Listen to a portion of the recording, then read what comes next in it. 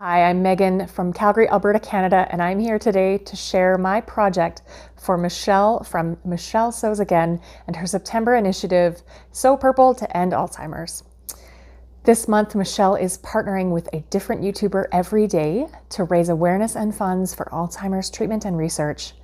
In the month of September, if you sew a project that is purple or has some purple in it, and it doesn't have to be clothing, it could be decor, a craft, an accessory project, post it on Instagram, tag it #SewPurple to End ALZ 2022, and tag at The Real Michelle Sews Again. To enter, there's some great prizes, but more importantly, Michelle is making a donation for every entry to Alzheimer's research and treatment in the United States. This is in memory of her father, who passed away, and I think it is a really important cause, and I was really honored that she asked me to participate.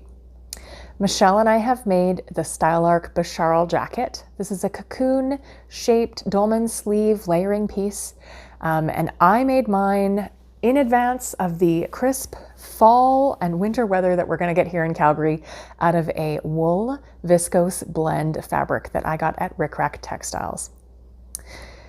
The Besharl jacket has elbow-length sleeves with a wide cuff, a really wide shawl collar, and it has inseam pockets. It's not a crop jacket. It comes to just sort of below my hip line, and it is oversized and boxy.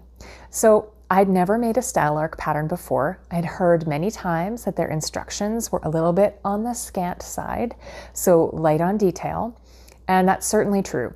However, I found that I was able to assemble the project without any problems. I followed the instructions. They weren't detailed, but they were clear. And there was also a diagram that showed how the pieces went together and in what order. So that was an interesting approach, and I really quite liked it. I made a size 20 based both on the size chart for body measurement, but also the finished garment measurements. And I had to do some calculations for the finished garment measurements. The pattern gives an ease measurement for one size, and then a size, there's X amount of ease difference between each size in the pattern. So I had to do some math to figure out how much ease would be in, or what the finished measurement of the project would be for the sizes I wanted to make, and then I picked from there. I don't think 20 is exactly the perfect fit for this one for me. I'm smaller in the shoulder than I am in the hip, and I wanted to be sure that it wasn't way oversized up top, but it also wasn't tight in the hip. Because it's an open jacket, I thought I didn't need as much ease as maybe intended in the design. I think for a better fit next time, I would grade between sizes. So I probably would make an 18 at the top, out to a 20 or 22 at the hip. And I think I would also add some length for this one. It just sits at kind of an awkward length for me. It's not cropped, but it's not long, so it's kind of in the middle. This is definitely like a loose, oversized layering piece. It has a very like art teacher aesthetic vibe to it. In this wool, it is great for fall and winter. Right now I could wear it as an outside overcoat. Come the winter, I'll be able to wear it as a layering piece over a long sleeve t-shirt or sweater, and be quite happy with it. I picked this fabric when I was at Rick Rack teaching a class. I saw it on the roll and I thought, that is gorgeous. It's kind of like a boiled wool, but it has a viscose content, and then so it's drapey, and then it's also a little bit stretchy. So when I brought it home, I knew it was going to shrink. I had been told that if I washed it, it would felt even more, so it would have even more of a boiled wool look to it. And I didn't really want that. I wanted to keep the drape and texture of the fabric, so I washed it on the delicate cycle in my machine and then laid it flat to dry. I was very careful with my iron. I used a low heat and some steam to make sure that when I pressed things flat, I didn't burn the fabric or stretch it out of shape. I think that this fabric was super fun to work with. You don't have to finish the seams because it doesn't fray, but I did most of it on my serger anyway. The one thing that I found challenging was it was really hard to get the grain of the fabric right. So I think that I cut mine slightly off grain, and I can tell only because of the way that it hangs. And that's a bit of a downer, but I think it's a great jacket. I'm pretty pleased with it. The pattern itself, I don't know that I would have picked it out, but there was something about it that really appealed to me, and I did want to try a Style Arc pattern.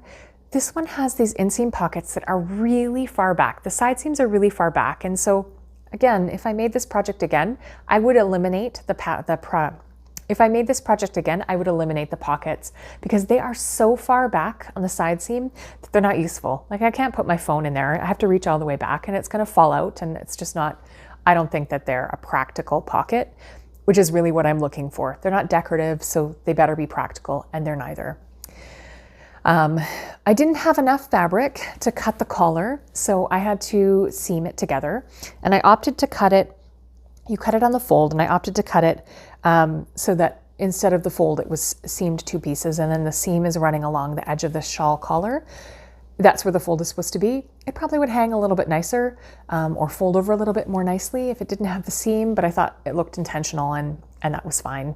It still worked for me. I didn't want to have to buy extra fabric. When I purchased the amount that I thought I needed based on the pattern, it didn't shrink. My fabric didn't shrink that much, so I don't know if it was due to the size that I purchased or what, but I didn't have enough fabric. Didn't want to buy any more, so I made that work, and I didn't have very much fabric left over. This project has these nice elbow-length sleeves, which I really like, and I really like the cuff. It all came together beautifully, and I would really like to see this jacket in a lighter weight fabric, like a mid-weight linen. I think would be gorgeous for more warmer climates or, you know, spring or summer. I've also seen a few in some fun novelty fabrics. Like it could be really fun in like a metallic jacquard or something with like lots of crisp texture, I think would be really interesting. I can't wait to see the one that Michelle did. I have an inkling of what she's decided to use, but I haven't seen it yet. So I am thrilled to see the video. Overall, I thought that the Style Arc Besharl jacket is a good project. It's not too challenging. I made it in one evening.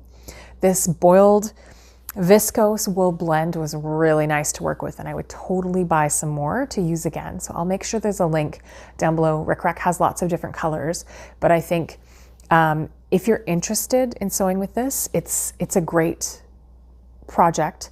An interesting fabric. It was still fun to put together. I'm really happy with it. I don't know that I will wear this one to my office. I prefer more of a tailored look at work, but definitely it is a nice jacket to throw on and wear around the house, or we're out to the, you know, out for a walk. I think it's a good one. It's a good thing to add to my wardrobe. So make sure you go check out the other videos in this Sew Purple to End Alzheimer's collaboration month. If you have made something purple, post a photo of it. If you are interested in making a donation, consider making a donation to the local Alzheimer's charity, either local to your province or territory or state. There's a lot of people who are impacted by this disease. My family has been, and it is something that requires some more attention, and I really hope that we can make an impact with this initiative, and I think that Michelle's dad would be really proud of her. So if you have any questions for me at all, please leave them down below, and I will see you again soon.